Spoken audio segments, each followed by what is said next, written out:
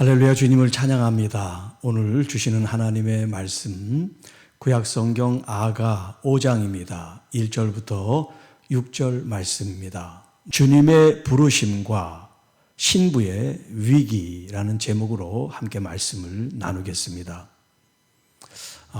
이 오늘 본문 말씀이 모든 그리스도인들에게 주는 교훈의 말씀이 있겠습니다만, 특별히 이 시간 우리 목회자들 혹은 사역자들, 선교사들, 이렇게 주님의 부름받은 하나님의 종들을 위한 말씀으로 우리가 함께 이 말씀을 받으면서 현재 주님의 부르심과 사역 중에 있는 우리들 자신들을 한번 되돌아볼 수 있는 그런 귀중한 시간이 되었으면 합니다.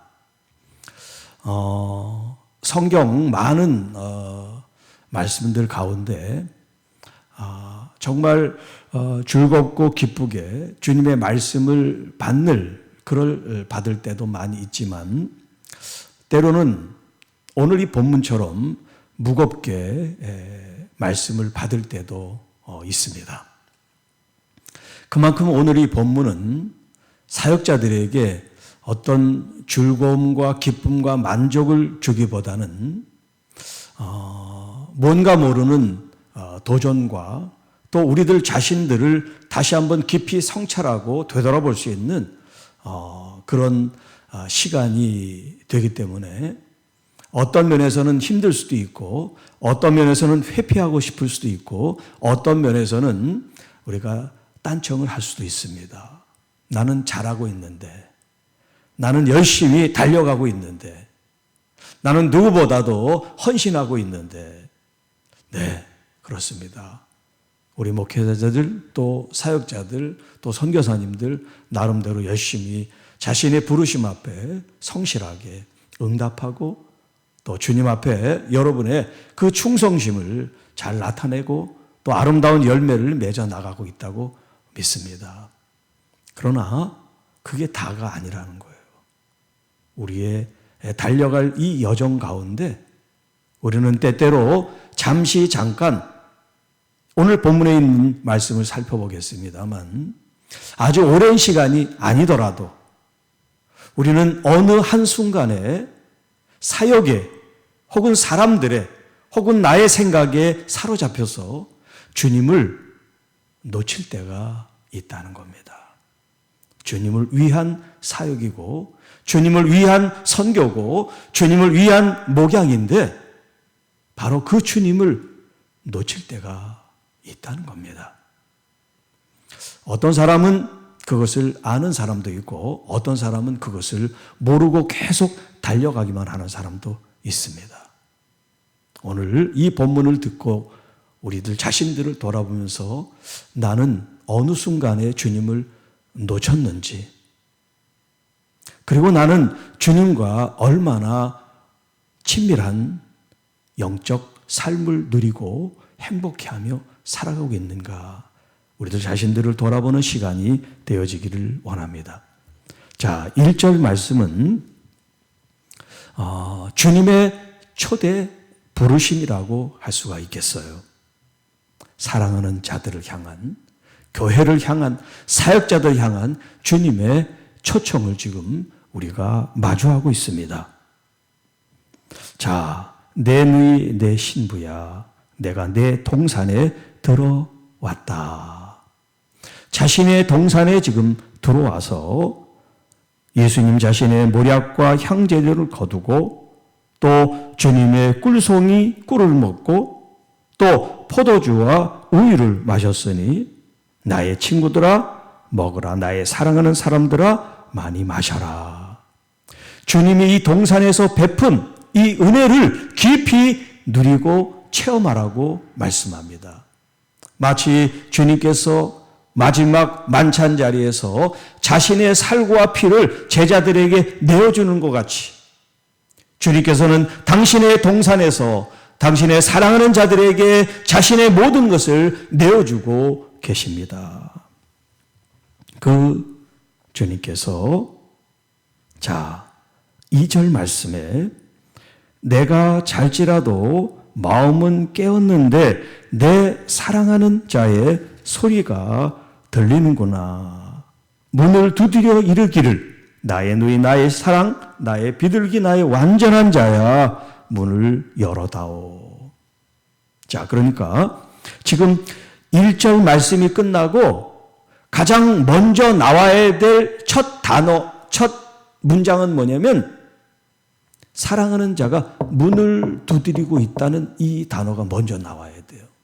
앞에 이렇게 설명하는 말이 나오는 것이 아니라 1절이 끝나고 2절에 바로 주님이 놓고 하시는 이 장면이 먼저 나오고, 그리고 그 문을 두드릴 때 이 신부인 자신이 어떤 상태에 있었는지가 이제 설명이 되어지는 그런 말씀으로 우리가 이해를 해야 됩니다.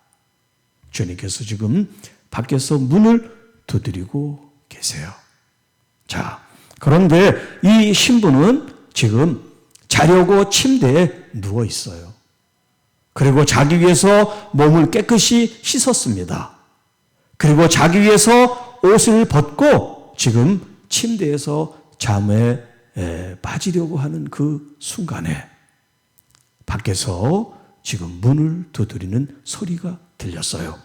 그리고 신랑 되신 주님께서 문을 열어다오. 문을 열어다오. 내 머리는 이슬이, 내 머리털에는 밤 이슬이 가득하다. 지금 밖에서 그런 음성이 잠들은 이 신부에게 그것이 들려지고 있습니다. 그런데 이 신부는 밖에서 문 두드리고 문을 열어달라는 그 소리에 바로 즉각적으로 일어나서 문을 연 게 아니에요. 3절에 보면 내가 옷을 벗었으니 어찌 다시 입겠으며 내가 발을 씻었으니 어찌 다시 더럽히랴. 더럽히랴. 아유, 다음 날 오세요. 지금 너무 밤이 깊었습니다. 지금 피곤해서 자니까 주님 다른 데 가세요. 지금 이랬어요. 내가 옷도 벗고요. 또 씻었는데 다시 또 나를 더럽혀서 다시 또 잠들면 또 씻어야 되는 일을 귀찮고 번거로운 일 하고 싶지 않으니까 그냥 가세요. 그랬단 말이에요. 자, 여러분, 우리의 삶 속에 주님은 우리가 원하는 때 찾아오지 않는다는 겁니다. 우리가 간절히 바라고 원할 때 물론 주님께서 찾고 찾는 심령에게 오시죠.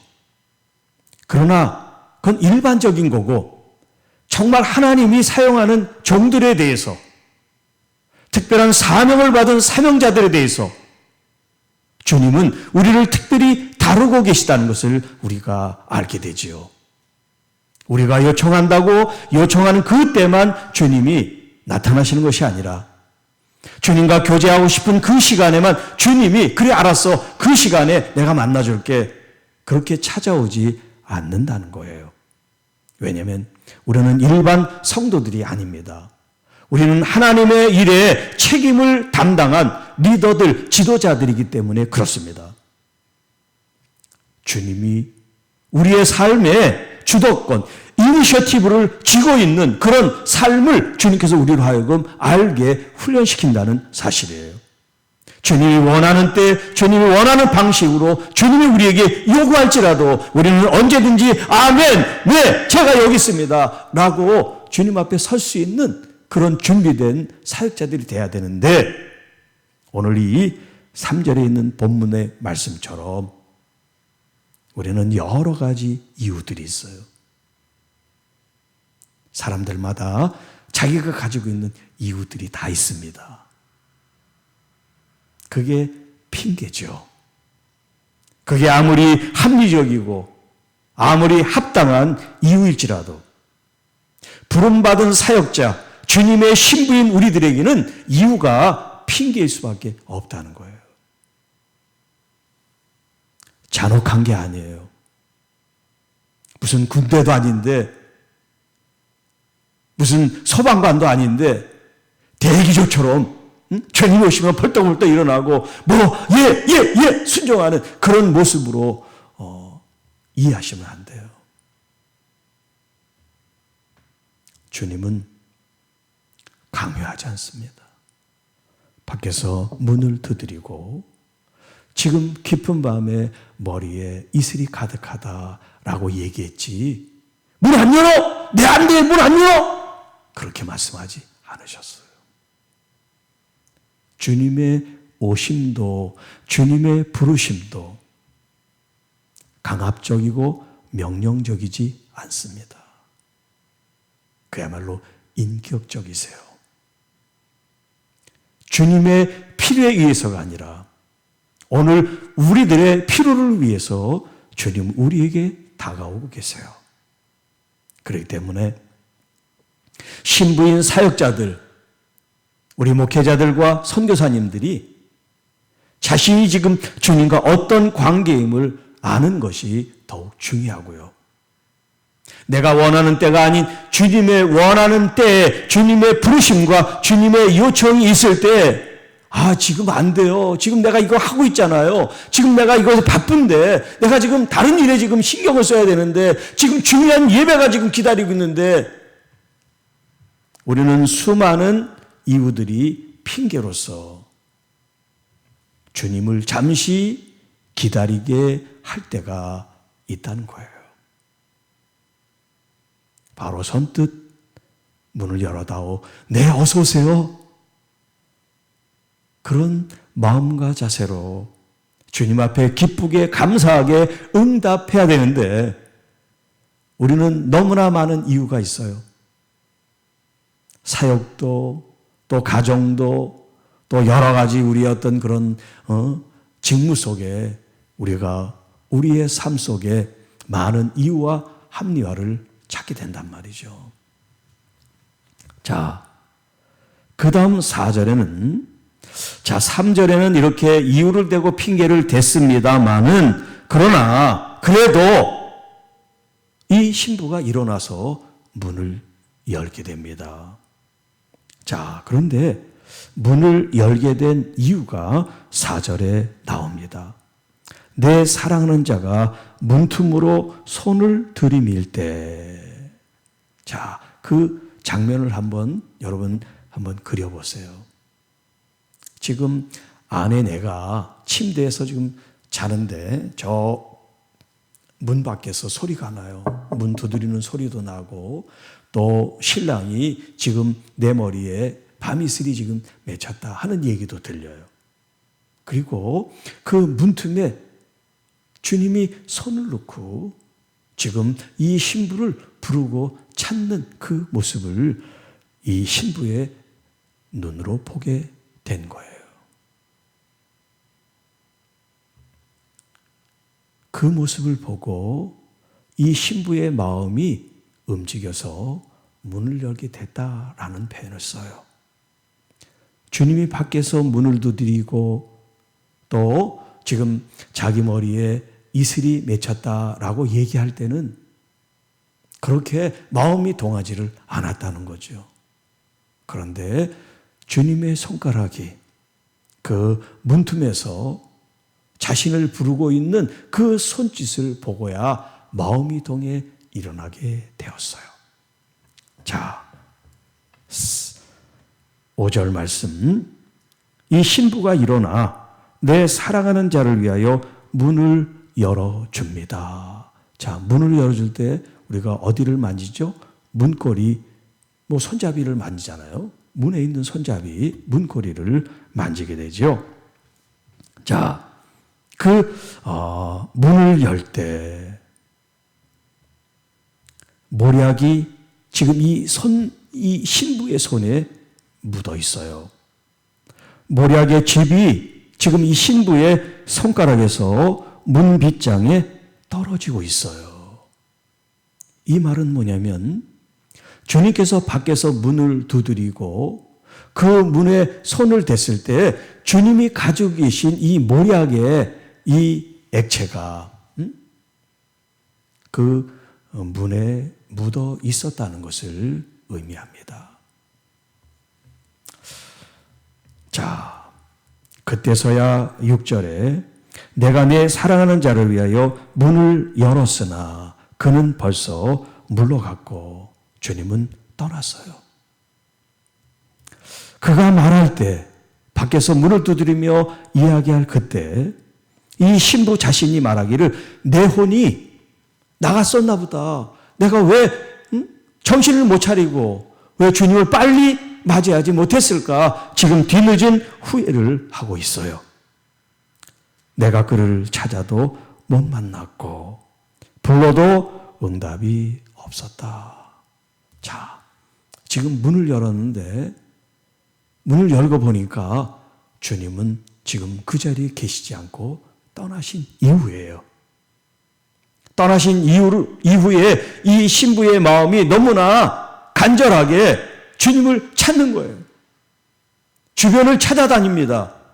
그럼에도 불구하고 이 신부는 주님을 만나지를 못하는 거예요. 자, 오늘 본문의 내용이 이와 같습니다. 어렵지 않습니다. 아주 심플하고 간단합니다. 그런데 오늘 이 단순하고 간단한 이 말씀에 아주 깊은 영적인 통찰력을 우리는 얻어야 돼요. 그런 말씀이 이 속에 담겨 있어요. 자, 주님은 우리에게 찾아오세요. 요한복음에 있는 표현처럼 밖에서 문을 두드린다라고 말씀하시죠. 밖에서 문을 두드려요. 여러분 그 사진을 자세히 보면 밖에 문고리가 없어요. 문은 있는데 문을 잡아당기는 손잡이가 없어요. 그 그림에 밖에서 문을 두드리는 그 장면이 이렇게 묘사되어 있죠. 그 의미는 뭐냐면 밖에서 문은 두드리지만 여는 건 안에서 열어야 된다는 걸 의미합니다. 마치 이 아가서 5장에 있는 이 말씀을 이 그린 화가가 이 내용을 꿰뚫어 알고 있는 것처럼 그렇게 그림을 묘사했어요. 주님께서는 문을 두드리십니다. 그런데 언제 문을 두드리느냐? 우리가 잠들었을 때, 우리가 주님을 바라보고 있지 않을 때, 우리가 사역에, 우리가 어떤 일에 헌신할 때, 주님을 우리가 바라보지 않을 그때, 주님은 우리에게 오셔서 우리의 마음의 심령의 문에다가 노크를 하세요. 나다. 내가 있다. 나와 함께 사역하자. 나와 함께 즐거워하자. 나와 함께 너의 사명을 이루라고 말씀하고 계세요. 그런데 대부분 많은 사역자들은 주님을 위한 사역이에요. 네, 자신을 위한 사역이 아니라 주님을 위한 사역이에요. 그런데 주님은 안 계시고 주님을 위한다는 일만 남게 돼요. 이게 참 아이러니합니다. 예를 들면 목회자인 저 자신이 주일 예배를 위해서 얼마나 많이 준비하고 또 집중하고 그럽니까? 그런데 정작 주님은 싹 잊어버리고 그 순서에 말씀에 사람들의 우리가 내 자신이 거기에 온전히 집중되어 있다면 주님을 위한 예배고 주님을 위한 사역이고 주님을 위한 선교의 여정이지만 과연 그게 주님과 무슨 관계가 있나는 거예요. 나는 주님을 위하지만 정작 주님께서 나와 함께 하지 않는 사역이라면 그게 진짜 주님이 원하는 사역일까요? 사역자인 자신이 원하는 사역이지요.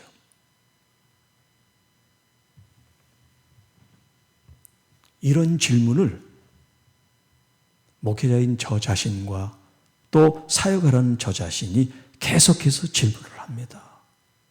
내가 주님을 잊지 않고 주님을 더 바라보고 또 주님의 어떤 그런 관계 속에서 일을 하는 게 아니라 정말 삶을, 주님과 함께 삶을, 예배가 아닌 예배적 삶이 될 수 있는 그런 삶을 위해서 계속해서 생각하고 의식하고 또 주님을 내가 정말 모시고 함께하는 그런 사역자로서 나 자신이 드러나지 않도록 나의 생각과 나의 주장이 나의 어떤 그런 철학과 이상과 꿈이 드러나지 않고 내 안에 계신 주님이 순수하게 영광을 받으시고 함께하는 그 기쁨을 누릴 수 있도록.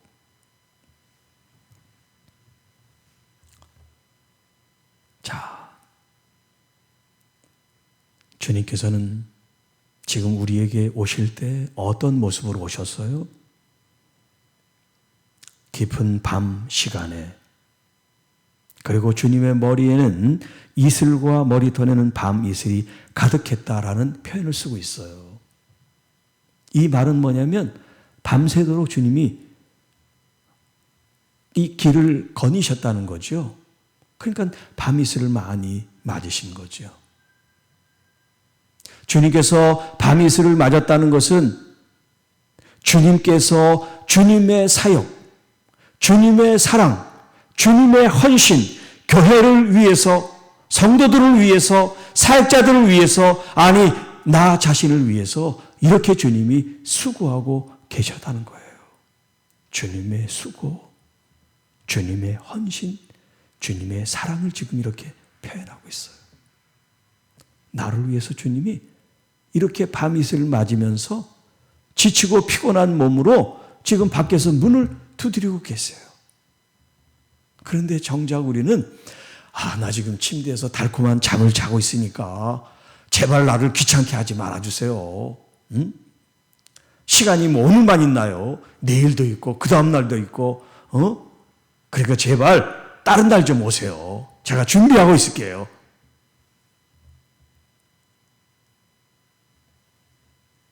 주님과 우리의 관계는 어떤 격식도 어떤 형식도 어떤 신분의 차이도 없는 그런 막역한, 어떻게 더 표현할 길이 없네요. 허물이 없는, 그 어느 때나 방문해도 어느 때나 찾아와도 어느 때나 보고 싶은, 어느 때나 웰컴 환영해 줄 수 있는 그런 신랑과 신부의 관계, 그런 친밀한 사랑의 관계, 그리고 그렇게 신뢰와 믿음이 있는 그런 관계가 되기를 원하시는 거예요.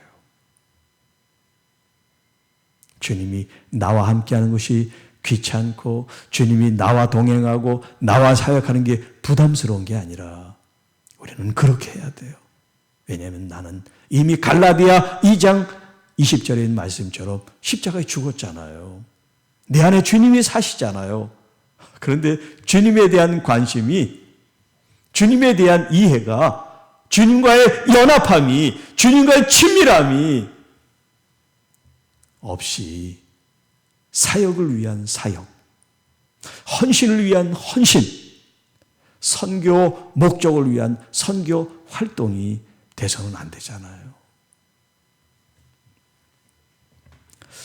자, 그리고 또 하나, 그 문틈에 모략이 묻어 있었어요. 자, 이 모략, 성경에는 이 모략이 여러 의미로 사용이 되고 있어요. 가장 먼저는 출애굽기에 거룩한 기름을 만들 때 여러 가지 그 액체, 기름 같은 거를 혼합해 가지고 관유를 만들죠. 그때 하나님께서 모세에게 말씀하시기를 최상의 재료를 가지고 하라. 그럴 때 첫 번째가 뭐냐면 바로 모략이에요. 자, 이렇게 모략이 얼마나 귀하고 귀중한 재료인지를 성경은 우리에게 말씀하고 있다는 거예요. 자, 뿐만 아니라 이 모략은 왕들의 옷에 그 모략 주머니를 항상 이렇게 지니고 다녔다. 마치 향수처럼요. 아주 값비싸고 훌륭한 그런 향 재료이기 때문에 몸에 품고 있으면 그윽하고 좋은 냄새가 나는 거예요. 또 니고데모가 장례를 치르면서 이 모략을 준비해서 갖고 오죠. 강력한 방부제 효과가 있다고 얘기를 합니다. 이만큼 이 모략이라는 것은 아주 진한 향기를 품고 있어요.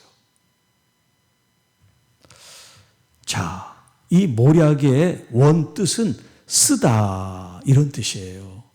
달콤하다의 반대죠. 쓰고 쓰다, 쓰디 쓴 이런 표현을 써요. 그런데 이 쓰디 쓴 모략이라는 이름을 가진 이 액체가 수지인데 기름은 아니고 수지예요. 이 액체가 아주 놀라운 향기를 발해요. 나무로부터 집을 이제 만들기 위해서 그 나무를 짓이긴단 말이에요. 아주 강한 힘을 줘서 짓이겨서 거기에서 이제 그 액체를 이제 나무에서 나오는 그 액체를 받는 거예요. 그게 모략이에요. 예수님은 겟세마네라고 하는 것도 이제 그 포도즙 틀에서 밟는다 그런 뜻이 있는 것처럼 사실 예수님의 삶이 뭐냐면 자신을 이겨서 우리들에게 보혈을 흘려 보내주신 거예요. 예수님 자신이 가지고 있는 모든 아름다운 재료, 그 사랑을 바로 나 한 영혼을 구원하시기 위해 십자가에서 이겨지시고 자신이 아무것도 남지 않을 그런 액체를, 그런 사랑의 엑기스를 우리에게 선물로 주셨어요. 그렇게 문틈에 주님의 사랑의 모략이 그곳에 묻어 있는 거예요. 밤이슬 맞고 지금 이 한밤중에 문을 두드린 주님은 그 시간에도 이 신부에게 최상의 것을, 가장 좋은 것을 주시기 위해서 지금 그 시간에 찾아온 거예요. 그런데 이 신부는 그 순간, 그 시점, 그 타이밍을 놓치고 말았어요. 주님의 그 은혜를 누릴 수 있음에도 자신의 그 주저함과 자신의 그 나태함과 자신의 그 안락함과 자신의 편안함을 선택해서 주님의 은혜를 거부하고 만 거예요. 물론 사랑이 없다는 얘기가 아니에요. 사랑이 있지만 머뭇거리게 되고요. 사랑이 있지만 때로는 나를 생각하게 되고요. 때로는 사랑이 있지만 내가 하고 있는 일, 내가 하고 있는 사역을 선택할 수 있다는 거예요. 그게 바로 우리고 바로 나 자신인 거지요. 자, 이제 뒤늦은 깨달음을, 다른 말로 하면 뒤늦은 회개가 있었습니다. 이제 내가 정신 차리고 내가 누구를 위해서 이 사역을 하고 누구를 위한 삶으로 내가 사는 거지, 다시 자신을 돌아보는 시간을 갖게 돼서 이제 밖으로 나가 주님을 찾습니다. 그런데 주님을 만날 길이 없어요. 주님께서 숨은 것이 아니라 기회를 놓친 이 신부에게 주님과의 관계, 그 주님에 대한 사랑의 그 의미와 그 삶 속에 표현되어지는 방식을 다시 돌이키고 생각할 수 있는 시간을 주셨다라고 할 수가 있겠습니다.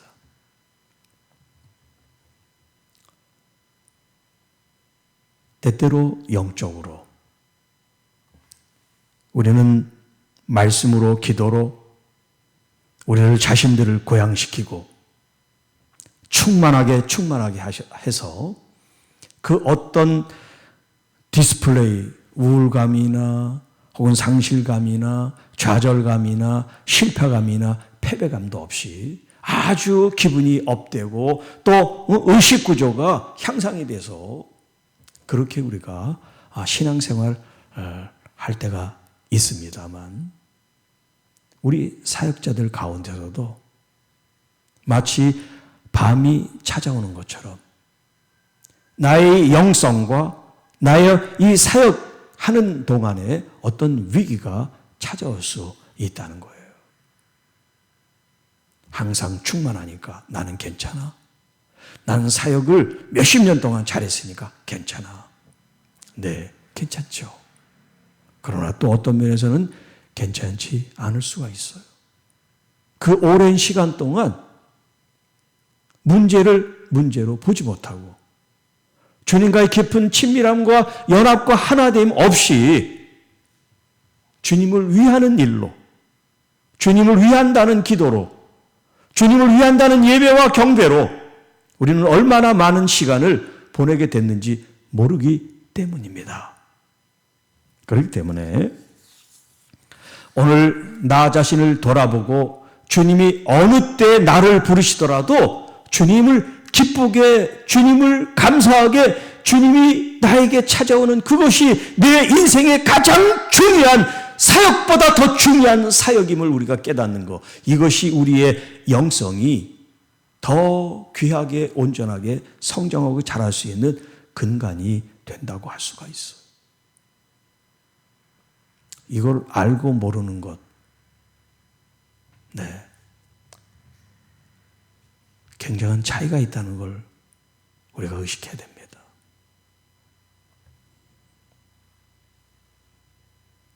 오늘 또 하나 우리가 생각해야 될 것은 뭐냐면, 주님에 대한 거부감, 주님에 대한 거절감, 주님에 대한 부인이 아니에요. 극단적인 베드로처럼. 오늘날 사역자들이 베드로처럼 나는 주님을 모릅니다, 그런 사역자들은 없을 거예요. 오늘 본문이 그걸 얘기를 하는 게 아니에요. 순간에, 짧은 순간에 어떤 아주 작은 때일지라도 그때 주님의 초청과 주님의 초대와 주님의 임재를 경험하는 그 순간에 나 자신이 주님을 환영하지 못하고 내가 하고 있는 그 일, 내가 지금 처해 있는 그 환경, 그 여건에 더 내 마음이 집중되질 때 바로 그 순간을 말하는 겁니다. 주님은 어느 때든지 나를 향하여 오실 수가 있고 어느 순간에도 주님은 나에게 요청할 수 있습니다.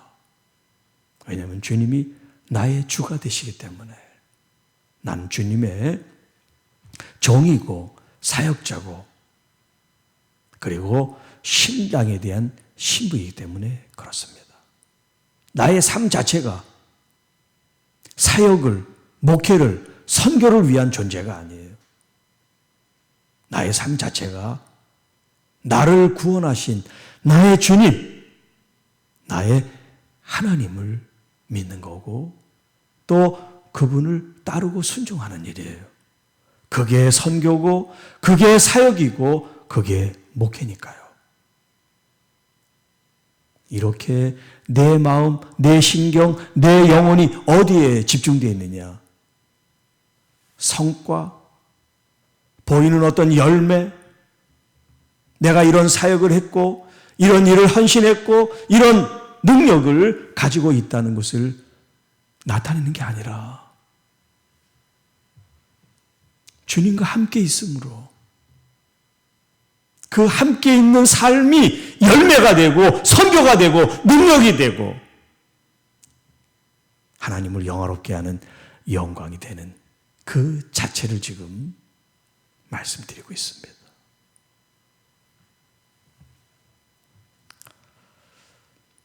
이제 말씀을 맺으려고 합니다.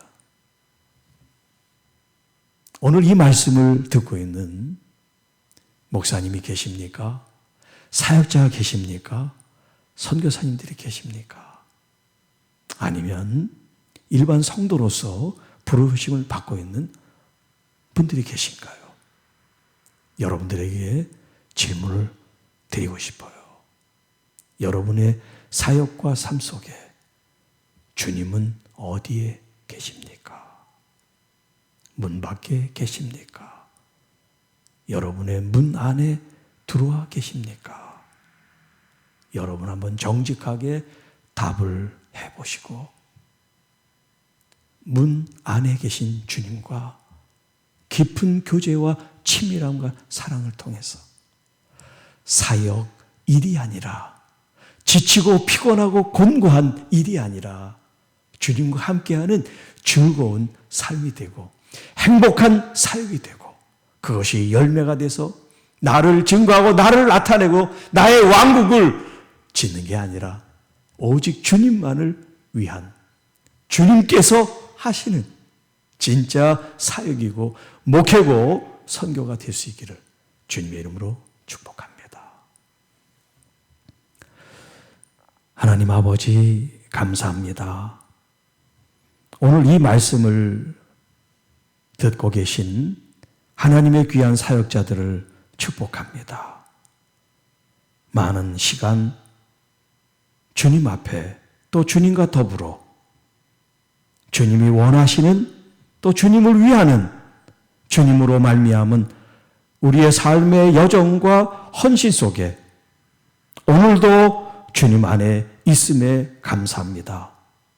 그러나 잠시 잠깐이라도 주님을 놓치는 일이 없도록 주님을 잊어버리는 일이 발생하지 않도록 어느 순간 어느 환경 어느 사역의 현장 속에서도 주님을 놓치거나 잃어버리지 않게 주님과 함께 연합하여 한 몸으로서 나의 가정에서 나의 일터에서 나의 헌신과 사역하는 그 현장에서 나만 일하는 것이 아니라 나와 함께 계신 주님이 사역 가운데 나타나시고 또 주님께서 기뻐하시며 주님께서 영광을 받으시는 진짜 목회자, 진짜 사역자, 진짜 선교사님들이 될 수 있도록 성령 하나님 우리의 마음들을 만져주시고 또 충만케 하시고 또 깨우쳐 주시고 또 우리를 바른 길로 안내해 주셔서 나의 생각, 나의 경륜, 나의 어떤 수단 방법으로 사역과 목양과 선교가 하는 것이 아니라 오직 순전하신 나의 주 나의 하나님을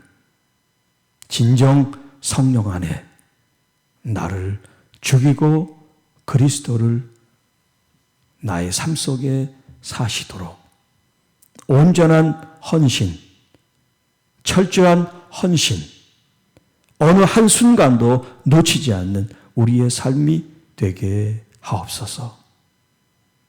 특별히 외롭고 지치고 힘들고 병든 우리 선교사님들, 사역자들을 주님 돌아보시고 주님의 모략으로 우리의 더러운 부분들이 향기나게 하시고 주님이 당신의 몸과 모든 것을 짜서 흘리신 보혈이 우리의 모든 죄악과 허물을 덮고 씻어주시는 능력이 되게 하옵시고 주님의 그 거룩한 이름이 땅에 떨어지지 않고 오직 가장 높은 곳에서 찬양과 경배와 영광을 받으실 수 있도록 우리의 삶을 주님께 그렇게 헌신하고 내어드릴 수 있도록 역사하시고 이끌어주시고 감동시켜 주옵소서.